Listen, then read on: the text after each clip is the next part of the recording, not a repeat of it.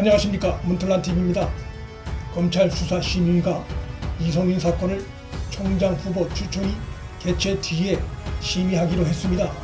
수원고검장의 건의를 신속히 받아들인 조남관 대행의 결단으로 수사심의위가 총장 추천위 전에 열리면 심의위원들의 과반수를 무난히 확보해 이성윤 후보 추천이 무산될 것으로 예상돼 왔으나 기소심의위가 총장 후보 추천 절차 뒤로 미뤄짐에 따라 문재인과 박범계의 부담은 오히려 더 커질 수 있습니다.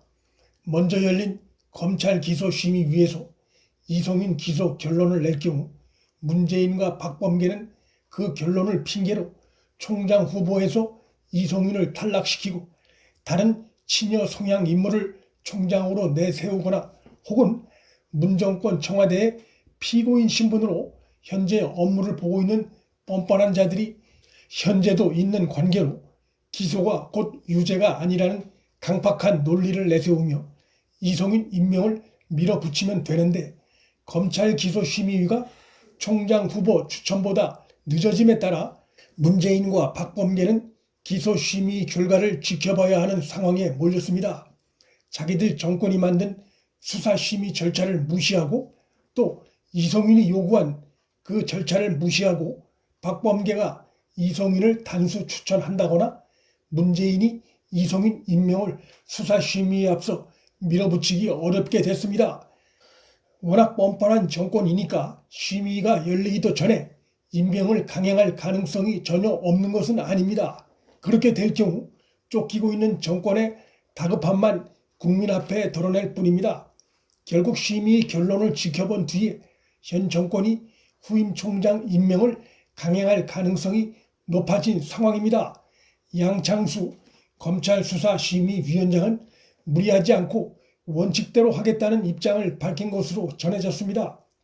수사심의 소집 여부는 검찰총장이 결정하지만 소집 시기는 수사심의위가 자체적으로 정합니다.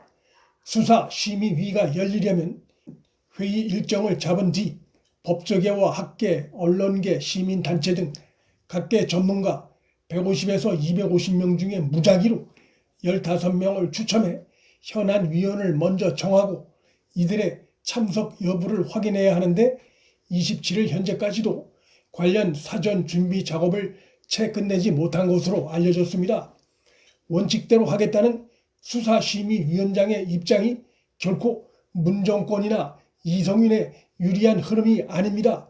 이성윤 기소에 대해선 조남관 총장 대행과 신성식 대검 반부패 강력부장 그리고 수원고검장과 수사팀이 모두 동의하고 있다는 것은 이성윤 혐의 입증이 끝났다는 의미고, 이런 상황은 수사심의에도 그대로 반영될 가능성이 매우 높습니다.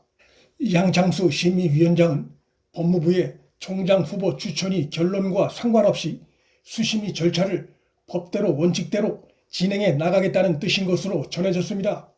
제주도 출생인 양 위원장은 이명박 정부와 박근혜 정부에서 대법관을 역임한 인물로 현 정권과의 관련성은 적은 인물이란 점도 심의위가 현 정권의 눈치를 보지 않고 객관적인 심의를 진행할 가능성을 시사하는 부분입니다.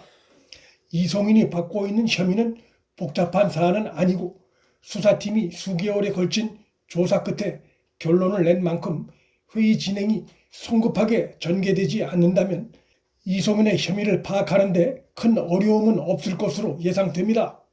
현재 전개되고 있는 상황을 감안할 때 29일 총장 후보 추천위에서 3명 내지 4명의 총장 후보를 간추리면 박범계가 그날 곧바로 1명을 추려 문재인에게 추천하기보다 검찰 수사심의 결론을 지켜본 뒤에 단수 추천할 가능성이 있습니다. 그것은 수심의 절차에 대한 여론을 의식한 점도 있겠으나 만일 추천위의 복수 후보군 중 1명일 가능성이 높은 이성윤을 곧바로 문재인에게 단수 추천할 경우 검찰 기소심의위 결론에 따른 부담은 고스란히 문재인 몫이 됩니다.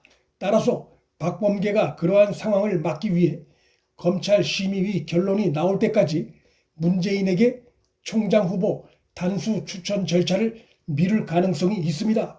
경우에 따라선 총장 후보 추천위에서 29일 당일에 결론이 안 나와 회의를 한 차례 더 여는 경우도 발생할 수 있고, 그 사이에 검찰 심의위가 열리는 상황이 초래될 수도 있습니다.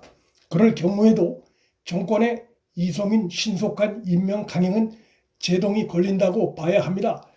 정권으로선 검찰 수사심의위가 총장 추천위보다 늦게 열리게 됨으로써 이성윤을 후보군에 포함시키는 데 대한 당장의 부담은 줄었으나, 그렇다고 해도 검찰 심의위라는 어찌 보면 이성윤 후보 추천 과정에서 가장 중요한 절차 자체가 그대로 남아있는 것이고, 일정만 다소 늦춰진 것이기에 심의위에서 이성윤 기소로 결론이 나올 경우 정권은 선택의 측면에서 입을 타격은 더 클 수밖에 없습니다. 문재인과 문정권이 입을 보다 중요한 정치적 타격은 이성윤 임명 강행 시에, 첫째는 정권이 얼마나 지은 불법과 비리가 심하기에 검찰 구성원의 신망이 땅에 떨어진 자를 총장에 임명하는가 하는 국민적 불신에 직면할 수밖에 없고, 그것은 현 정권의 도덕성의 치명타가 될 것입니다. 두 번째 타격은 윤석열 전 총장에 대한 관심을 고조시킬 가능성이 높아진다는 것입니다.